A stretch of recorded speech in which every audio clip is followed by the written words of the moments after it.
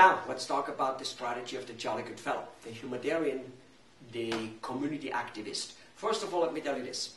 You don't want to spend time doing it. Now, nothing against the people who want to go out and want to wash graffiti and want to go to baseball meetings and want to go to Rotary meetings and all that type of stuff. Fine. If that's what you like to do because you want to do it for the sake of playing baseball with the kids or something, of course you should do it.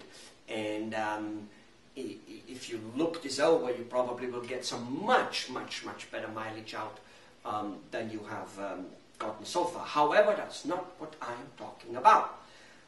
So how to be, let's first of all talk about why it is so important to be known as a jolly good fellow. Well, people cannot evaluate you as an expert. I mentioned that in the expert section. They evaluate you as a good person. And who is a good person? The person who does something with children, the person who does something with elder people, and with poor people. The people who help people. Frankly, now that we have a little bit of a downturn recession, this principle I have noticed with my clients works a lot better than when everything is going well. Apparently, when everything is going well and the economy is great, and apparently there's no poor people, which is just not true. And of course we have children, but for some reason people are a little bit more materialistic and their eyes are not open. Now they seem to be open. And people love it when you do things with children, poor people, and elder people. Keep in mind, whether you see children in your profession, let's say you're a pediatrician, or whether you never see children because you're a cardiologist or an endodontist, okay, doesn't matter. Because it is not the children who decide to come to you. It's the parents and the grandparents who decide to come to you, whether they come to you for the children or for themselves. But if you do things for children, with children, and old and poor people, people love you. It's a little bit like, what do you think why every president we have has a dog? And if he doesn't have one, he gets one within a week of moving into office. Because if you don't like dogs, you're not a good person, apparently. And the truth of the matter is, when a salesperson comes to your house and your 5-year-old kind of like puts a lollipop in his face and, and the salesperson genuinely doesn't mind. And then the big German Shepherd you have comes and the salesperson, despite of wearing a 3-piece suit, genuinely doesn't mind. Puts his hand into the dog's mouth and wicks him over and plays with him. That guy can sell you the Brooklyn Bridge.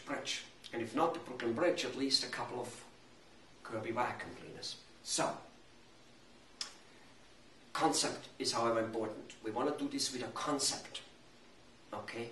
So that you do not have to do work, you and your staff. By the way, the staff loves this program. They love this program.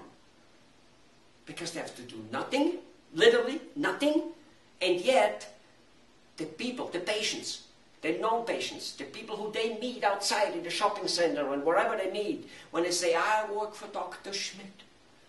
You work for Dr. Schmidt. Isn't he the guy who did this beautiful thing with the kids over there in this school or in there or in there? Whoa, whoa, whoa, whoa. Yeah, he is. Oh my God. They love it. They love it. They love talking about it. See, your staff wants to communicate with your patients on a social matter. In fact, you probably tell them to do so. And what do they know what to talk about? They're well, right? And it's finished. It's hot today, it's this today.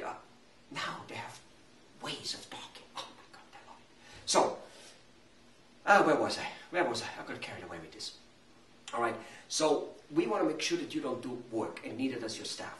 And by doing so, we put a concept out. You will see many concepts on this website. So go there and look at them. But it's all a concept. So there's something you do with children, like an anti-drug-free event or a good deed contest or something like that.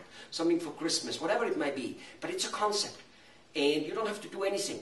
And that concept gets pushed out 99% of the time via email to the church leader, the fire chief, the Red Cross chief, the mayor, the city council, the school teachers, the Boy Scout leaders, and those, including all small business owners, and of course the public at large as well. It gets pushed out to them, usually via email. 100, 200,000 emails go out a couple, 2-3 times a month, sorry. And they like it, they look at it. and they move it on to the rest of the people. It's also called viral marketing. This type of stuff makes it viral so much more. Viral, you know what I mean? It's like a virus. Jumps, okay? Some videos get put up by Paris Hilton. Of course, you and me are not Paris Hilton, so we won't get that much viral, but you get the point what's going to happen here. And specifically the leaders, that's what they're here for. You see, a school teacher can never ever really promote you as a good dentist or as a good surgeon or whatever it is. Officially not. As a person in a neighborhood he or he lives, yes, but not officially. They get fired. But this type of stuff we're talking about can be done. And by the way, you need to do 8, 10, 12 events like that a year. And by the way, you don't spend time on it. It's a concept which gets moved out and then gets spread and spread and spread and spread and spread. And by the way, the media loves that type of stuff also. They love to talk about it. And here you get the other media, the jolly good fellow media. He's a good guy media.